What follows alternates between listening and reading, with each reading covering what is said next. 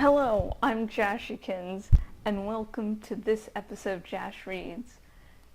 Today I will be reading the first chapter of Animorphs #1, The Invasion by K.A. Applegate. My name is Jake. That's my first name, obviously. I can't tell you my last name. It would be too dangerous. The controllers are everywhere. Everywhere. And if they knew my full name, they could find me and my friends and then, well, let's just say I don't want them to find me. What they do to people who resist them is too horrible to think about. I won't even tell you where I live. You'll just have to trust me that it's a real place, a real town. It may even be your town. I'm writing this all down so that more people will learn the truth. Maybe then, somehow, the human race can survive until the Andalites return and rescue us. As they promised they would. Maybe. My life used to be pretty normal. Normal, that is, until one Friday night at the mall. I was there with Marco, my best friend.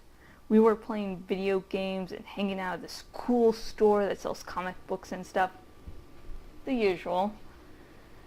Marco and I had run out of quarters for the game, right when he was ahead by a lot of points. Mostly we're equally good at games. I have SIG at home, so I get lots of practice time in. But Marco has this amazing ability to analyze games and figure out all the little tricks. So sometimes he beats me. Or maybe I just wasn't concentrating very well. I had kind of a bad day at school. I tried out for the basketball team and I didn't make the cut. It was like no big deal really, except that Tom, he's my big brother. He was this total legend on the junior high basketball team. Now he's the main scorer for the high school team, so everyone expected me to make the team easy. Only I didn't. Like I said, no big thing, but it was on my mind just the same. Lately, Tom and I hadn't been hanging out as much. Not like we used to, so I figured, if I got his old position on the team... Well, anyways, we were out of money and getting ready to head home when we ran into Tobias. Tobias was... I guess he's still kind of a strange guy. He was new at school, and he wasn't the toughest kid around, so he got picked on a lot. I actually met Tobias when he had his head in a toilet.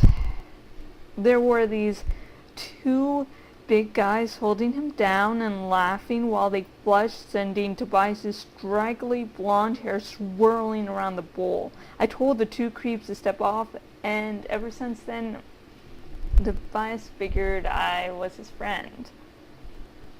"What's up?" Tobias asked. I shrugged. "Not much. We're heading home." "Out of quarters," Marco commented. "Certain people keep forgetting that the sneeze troll shows up right after you cross the nether for Horde.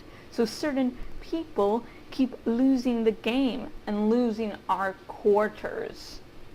Marco kept jerking his thumb at me just in case Tobias couldn't figure out who he meant by certain people. "So, maybe I'll walk home with you guys," Tobias said. I said, "Sure, why not?" We were heading for the exit when I spotted Rachel and Cassie. Rachel is kind of pretty. Okay, she's very pretty, although since she is my cousin, I don't really think about her that way. She has blonde hair and blue eyes and that kind of very clean, very wholesome look. She's one of those people who always knows the right clothes to wear and how to look like they just walked out of one of those fashion magazines girls like. She's also very graceful because she takes gymnastics, even though she says she's too tall to ever be really good at it.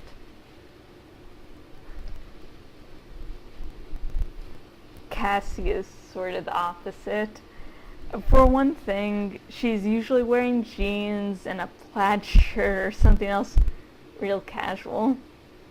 She's black and wears her hair very short most of the time. She had it longer for a while, but then she went back to short, which I like. Cassie is quieter than Rachel, more peaceful, like she always understands everything on some different, more mystical level. I guess you could say I kind of like Cassie. Sometimes we sit together on the bus, even though I never know what to say to her. You guys going home? I asked Rachel. You shouldn't go to the construction site by yourselves. I mean, being girls and all. That was a mistake. I should never have suggested to Rachel that she's weak or helpless. Rachel may look like little Miss Teen Model or whatever, but she thinks she's Xena Warrior Princess. Are you going to come and protect us, you big, strong man? She said. You think we're helpless just because... I'd appreciate it if they did walk with us, Cassie interrupted. I know you're not afraid of anything, Rachel, but I guess I am. Rachel couldn't say much about that. That's the way Cassie is. She always has the right words to stop any argument without making anyone feel bad. So, there we were, the 5 of us. Marco, Tobias, Rachel, Cassie, and me. 5 normal mall rats heading home. Sometimes I think about that one last moment when we were all just normal kids. It's like it was a million years ago, like it was some totally different group of kids. You know what I was afraid of right then? I was afraid of admitting to Tom that I hadn't made the team. That was the scariest life got back then. 5 minutes later, life got a lot scarier. To get home from the mall, we could either go a long way around, which is a safe way, or we could cut through this abandoned construction site and hope there weren't any axe murderers hanging around there. My mom and dad have sworn to ground me until I'm 20 if they ever find out I cut through the construction site. So anyway, we crossed the road and headed into the abandoned construction site. It was a big area, surrounded on 2 sides by trees, with a highway separating it from the mall area. There's a broad open field between the construction site and the nearest houses. It's a very isolated place. Originally it was supposed to be this new shopping center. Now it was just all these half-finished buildings looking like a ghost town. There were huge piles of rusted steel beams, pyramids of giant concrete pipes, little mountains of dirt, deep pits that had filled up with black, muddy water, and a creaking, rusted construction crane that I had climbed once while Marco stayed below and told me I was being an idiot. It was a totally deserted place, full of shadows and sounds that made the hair on the back of your neck stand up. When Marco and I went there during the day, we always found all these beer cans and liquor bottles. Sometimes we found the ashes of little campfires back in the hidden nooks and crannies of the buildings. So we knew that people came there at night. All that was on my mind as we crept through the site. It was Tobias who saw it first. He had been walking along, gazing up at the sky. I guess he was looking at the stars or something. That's the way Tobias is sometimes, off in his own world. Suddenly Tobias stopped. He was pointing almost straight up. Look, he said.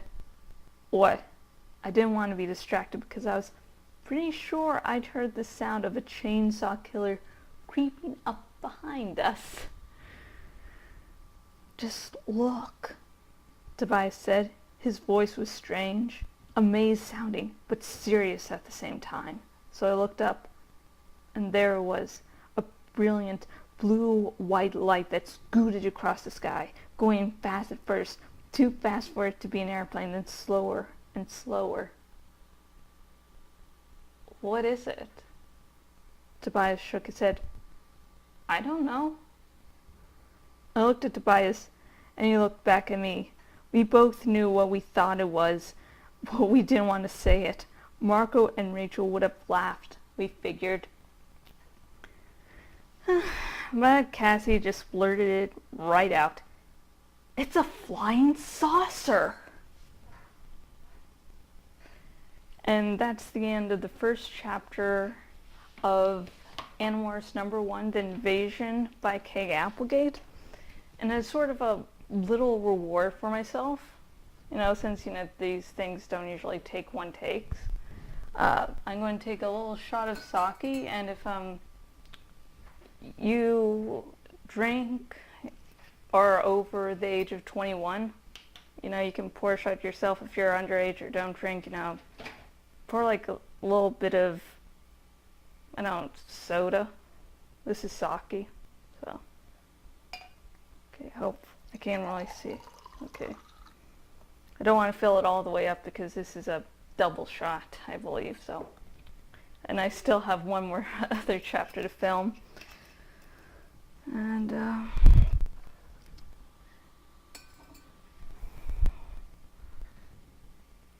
if you have any comments or questions, just, say so below. And this shot glass is, of 30th anniversary of Return of the Jedi. I would have used an Animorphs shot glass if I had one, so.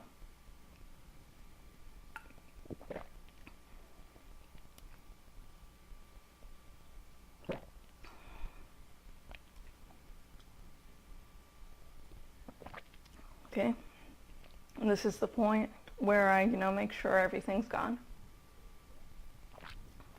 Okay, and until next video, goodbye.